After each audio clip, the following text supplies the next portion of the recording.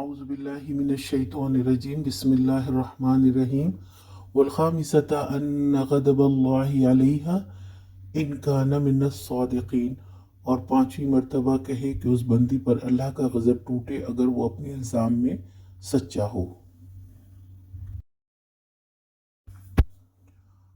اب عورت پانچویں بار قسم کھائے گی کہ اس پر اللہ کا غضب ہو اگر اس کا شوہر الزام میں سچا ہے تو۔ وہ جھوٹی تھی، قسم کھانے پر تھوڑا ڈر گئی، لیکن اپنے خاندان اور قبیلے کی رسوائی کی وجہ کر قسم کھا لیا، اور پھر نبی کریم صلی اللہ علیہ وسلم نے فرمایا کہ بچہ ایسا ہو تو فلاں کا ہے، اور آخر کار ویسا ہی ہوا، بچہ اس زانی مرد سے مشابہت رکھتا تھا۔